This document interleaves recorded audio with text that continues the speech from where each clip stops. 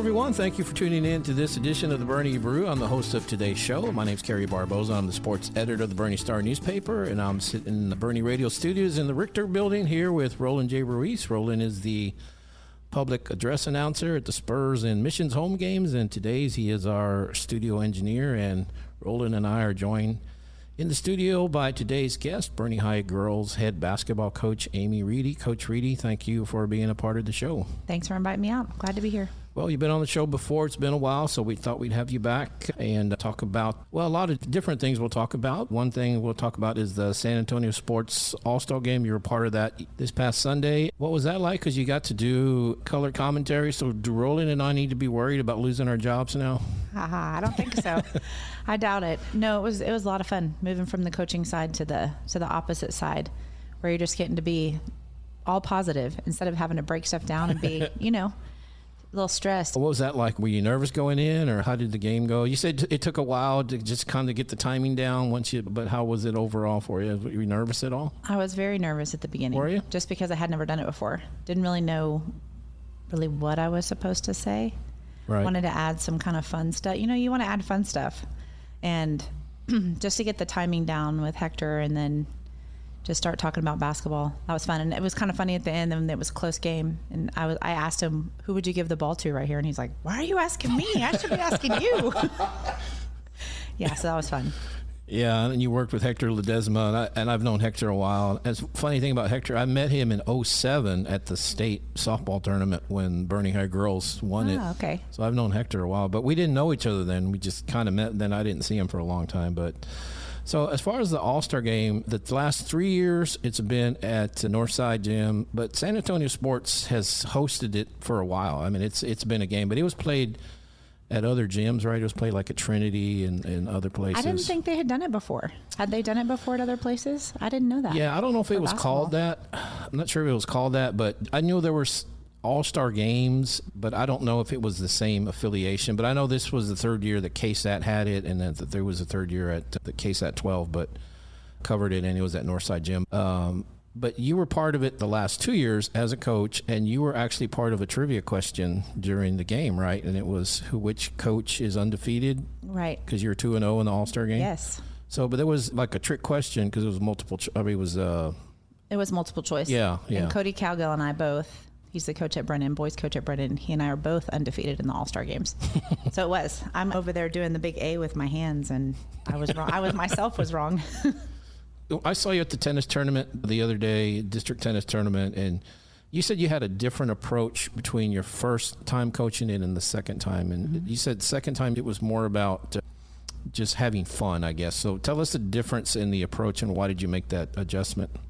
Well, I think the first year was really the first time that I had really been in an All-Star game, and it was going to be big. It's on TV. You want to make a good impression. You want to make sure all the kids are having a good time, but I was very much concerned about winning just because as a coach, that's what you want to do. And I was like, we got to win, and we got to learn all these plays, and we got to work on inbounds plays. And then we won that game, had Avery Aaron and Abby Smith played on that team at the All-Star game for us, and that was a great experience. But then the second year, Chloe, Donnell, and Jenna, my daughter, they both played on that second year, and we went in with the approach of we're just going to have a really good time. We're going to get the kids to get to know each other, enjoy each other, let them showcase their skills. And I don't even think I stood up the entire game the second year because we were just going to let them have fun. And so we sat and just kind of let them coach themselves. Wanted to make sure everybody scored, everybody got to touch the ball. They were cheering, they were smiling. It was a great experience. Both years were great. I just feel like I wish I would have had that same mindset the first year of just going in and having a good time. I was much more stressed the first year. Were you? Well, but you won either way. So yeah. Both times. What would be your advice to someone who's going to coach in that game? Would that be it? Just to kind of relax and enjoy the experience? Yes, and Vanessa Villarreal coached the blue team this year, and she's the coach at Southwest.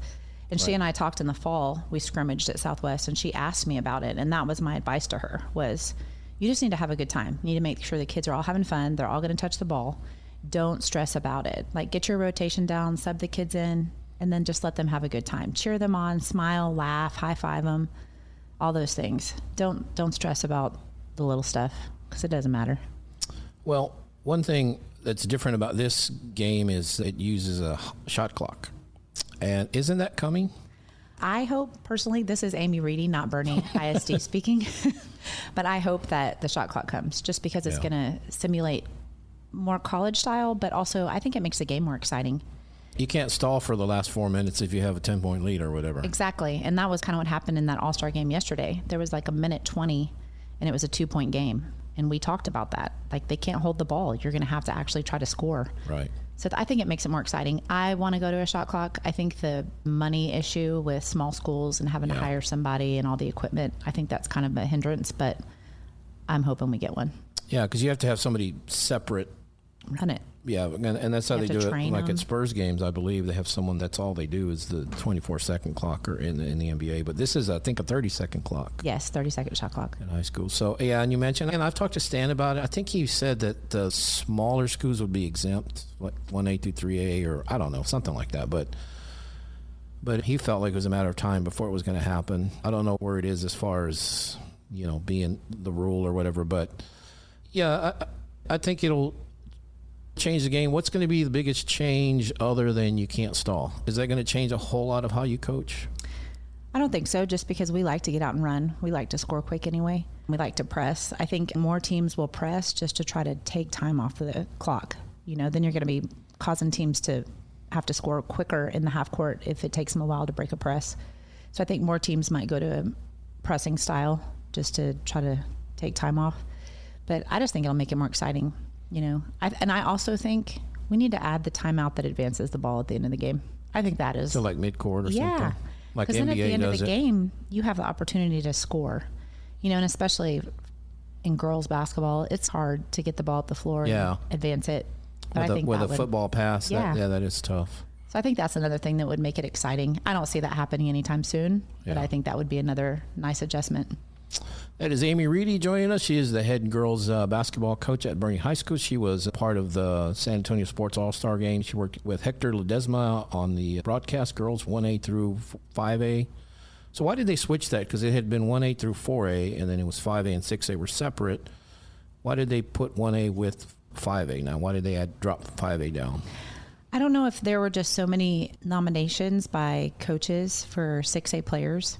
There's probably a lot of 6A schools in San Antonio. Yes, and I think the number of quality athletes that you get at the 6A level, you obviously, because of the population, you're going to have more of those kids. Yeah. So I think that kind of led to that. Yeah, and you think about like a 1A school. How many 1A schools are even out there, in San Antonio area? Right. Well, that's what my husband asked me yesterday. He said, how many 1A kids were actually on the team? Yeah. And I think St. Mary's Hall and then Cole and Randolph were the two small schools. Yeah, and those are 3A. Yeah, and then Jourdanton. But other than those... And that's a 2A or 3A? Mm-hmm. That's a 3A? Yeah, they're a 3A because they played Comfort. So there were no small schools, really. Yeah. It was all 4A, 5A.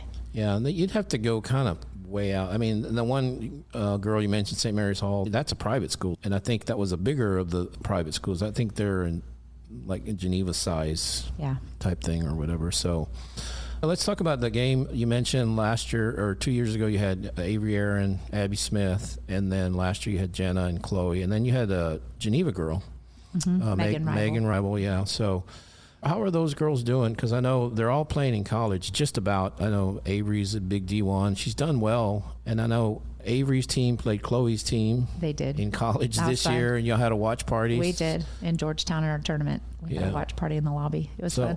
How often do you talk to those girls? Probably, I would say a couple times a semester, and then in the summer, more in the summer, because they're around and they come up to the school. More text messaging, good luck, how was the game, hope everything's going well. Chloe actually is going to have surgery on her elbow this Thursday. Oh, that thing's been bothering her for a while. Yeah, she was trying to hold off, but it's time, so she's going to have surgery. And then she actually announced that she entered the transfer portal over the weekend. So she's putting her future in God's hands, she said, after this surgery, just to see where she's going to end up. Where does she hope to go? I'm not sure. She didn't really have a plan. She's got to see how everything goes with her elbow. I think it's a long rehab process. Yeah, she's at South Alabama, I believe. She is. And then Avery's at Louisiana Tech. She is. And she's doing really well. Their season was really good this year. Hoping they were going to win it wasn't the NIT, it was the other tournament that they started. I can't think of what it's called right now. I know which one you're talking about. But yeah, she's starting and she's playing about 22 minutes a game. Yeah, she's scoring quite a bit, isn't she? She is. A lot from the perimeter and then cleanup duty around the rim, which is nice. Yeah, and she's 6 feet, so that helps. And Abby's playing in Florida. She is at Flagler, and she's still doing well there. I think going into this next year, we'll see if she's going to be able to get a little bit more playing time, hopefully. See the court a little bit more. I think she's averaging like 12 minutes maybe a game, something like that. Yeah, and you mentioned that her whole family moved basically to Florida. They did. Her mom and her brother are there with her. So, yeah, she hasn't been back. She said she's coming back this summer, so I'm looking forward to seeing her. Yeah, I haven't seen her in a while. And before we went on the air, we were talking about Jenna, because Jenna played in it. Your daughter played in it last year. Now, did your older daughter, Jamie, did she ever play in one years back, All-Star game? She played in the TGCA, which is between their junior and senior year. And then she also played in the TABC, which is after their senior year. She played in the Chicken Express, and she also played in the Country one, Coaches All-Star game. So I think Jamie played in 4. Jenna played in 2, I think.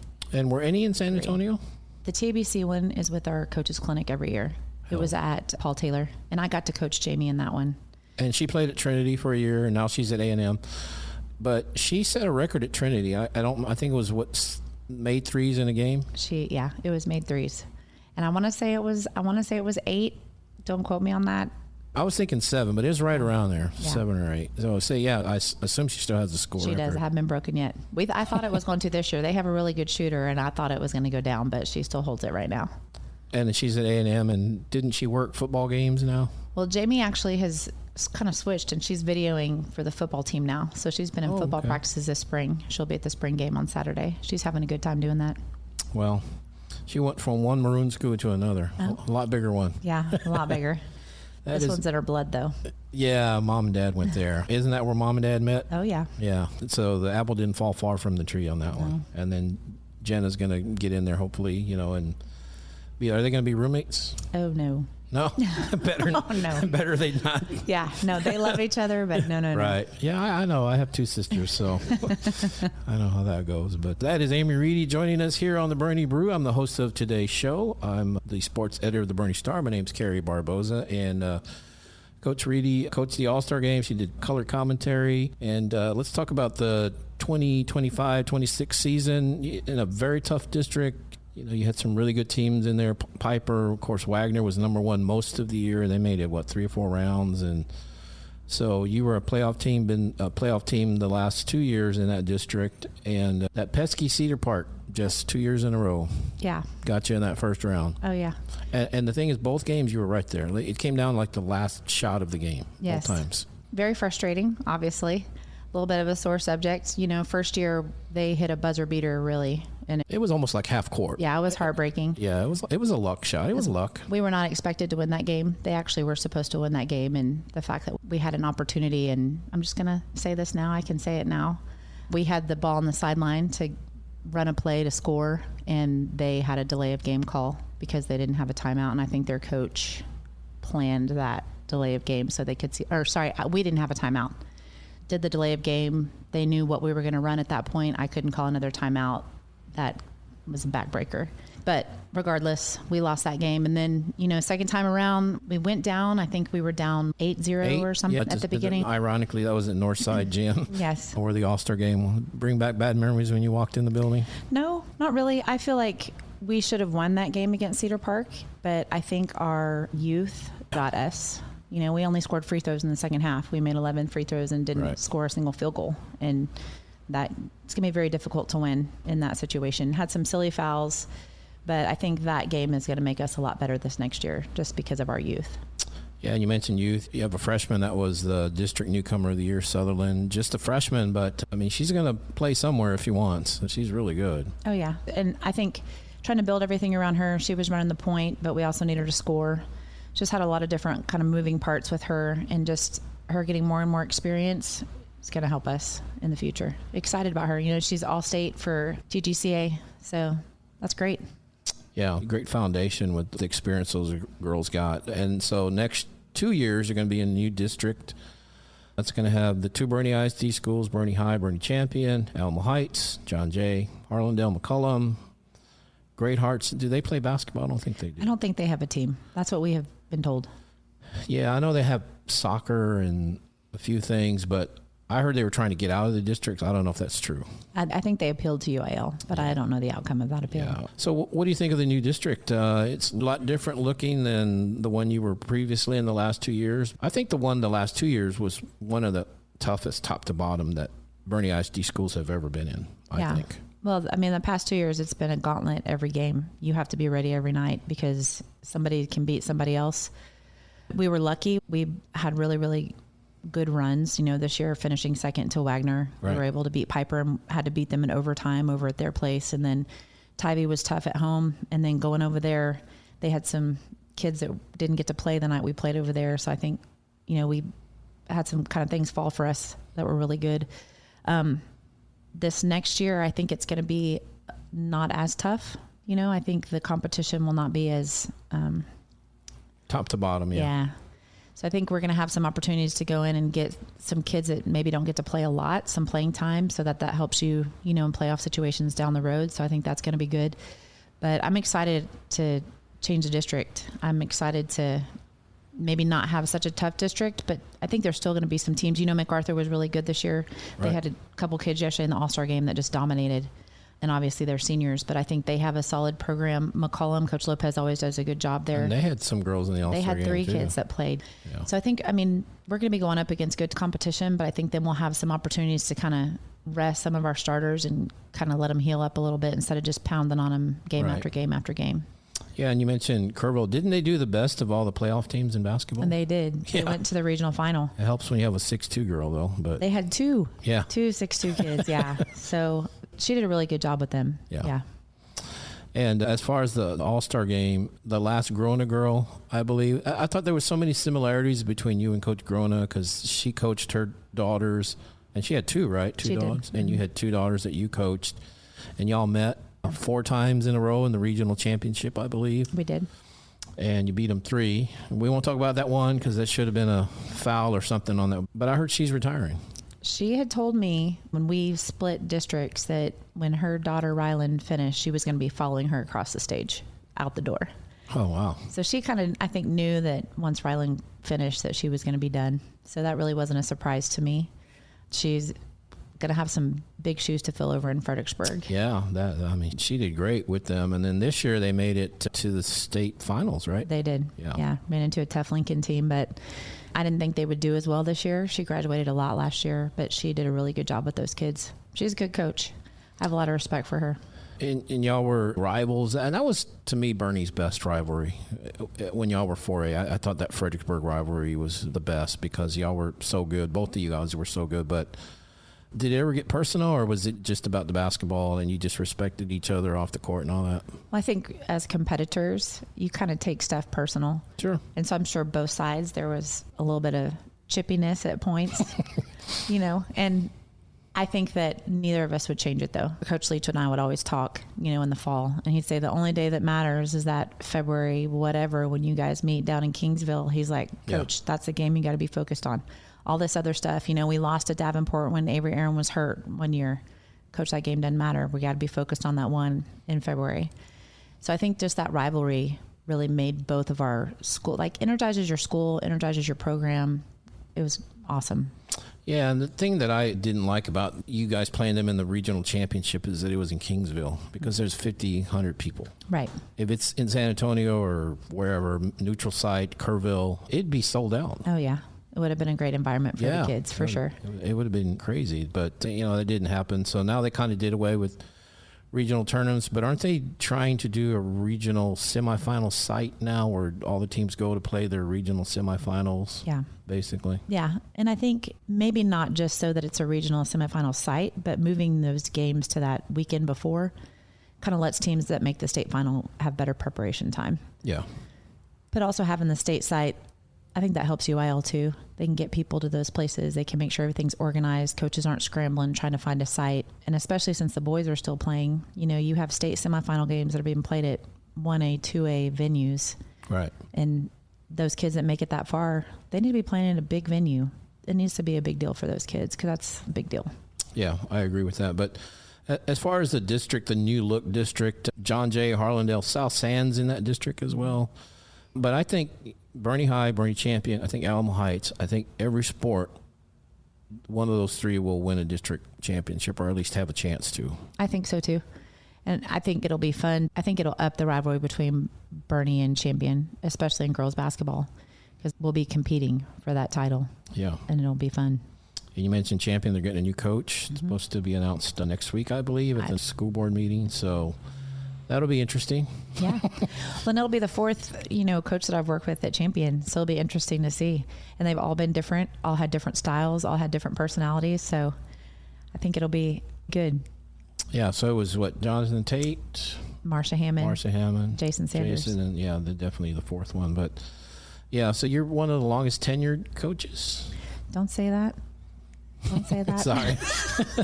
That means veteran, right? Veteran's what you say instead of old. Well, You're a veteran coach. You started the fall of 2009. Yes. Right? So you've been there 17 years? 17 years. And I've been there the whole time, too, covering your games. So I think you're the only sport other than in water polo. Champion has swept all the water polo matches against Boerne High, but I think you're the only other sport where you haven't lost a champion in basketball. So not that anybody's counting, but... Everybody's counting.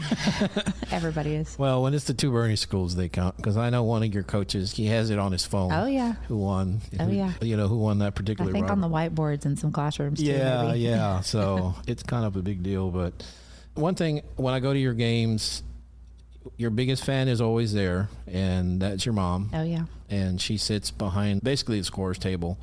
But she goes to road games and home games, and I've seen her at tennis matches. Oh, yeah. So what do you want to say about your mom? Shout out to your mom. She's, like I said, your biggest fan. Oh, yeah. Just want to thank her for always being there, And it really started with my dad because he would, after every game, he would yell at me across the court, "Reedy, you better call me." So after every game, I'd get in the car and call my dad, and we'd break down the game, talk it out. He'd tell me what I did wrong, obviously, coaching. Oh, would he? Always had advice for things I should have done, didn't do. But then after my dad passed, my mom has really not missed. I think she might have missed one or two games. But when you know that support is always there and you can turn around and she's sitting there, and she doesn't just sit, she yells too. She gets after the officials for me. So things that I can't say, she's making sure she's got my back. Yeah. Well, and your husband, Jim, he doesn't really yell a lot. He's not a yeller. Oh, no. But she yells for him. Oh, right? yeah.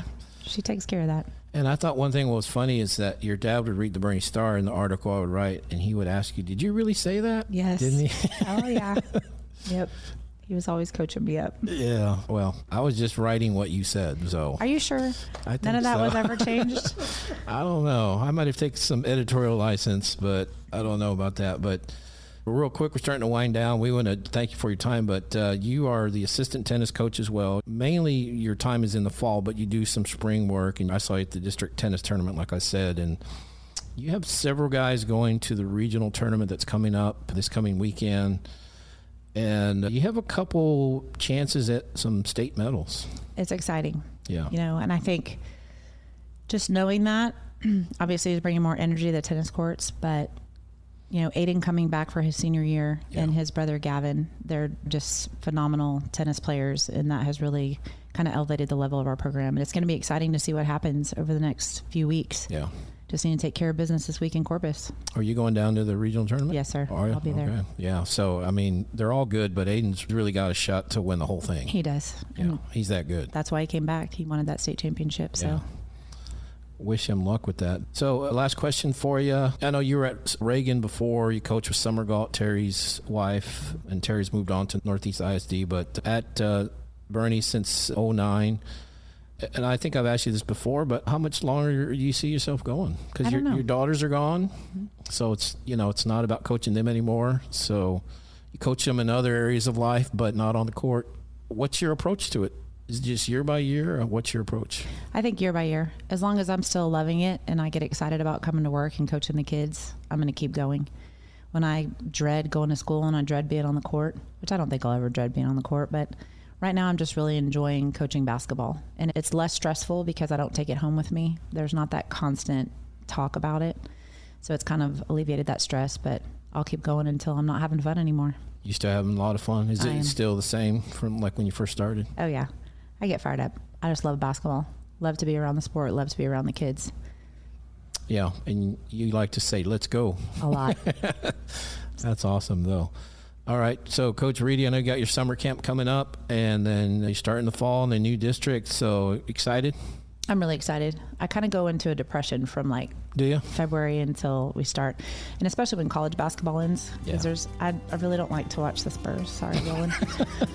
Oh, man. I know. But I kind of go into a state of depression until we get kicked back up in the fall. So I'll be looking forward to that. You like WNBA? This past year, I got really excited about WNBA. The Fever and their run when they had all those injuries. Yeah. That was fun. She's really changed how the audience looks at, I feel, WNBA and her and Sophie Cunningham. Oh, yeah. So. You have a crowd now. You got people that are interested. Yeah. All right. Well, Amy Ruede, thank you for coming out on the show. Thanks for having me out. Appreciate you guys. Thank you. All right. Thank you out there for listening to the Boerne Brew. We'll talk to you next time.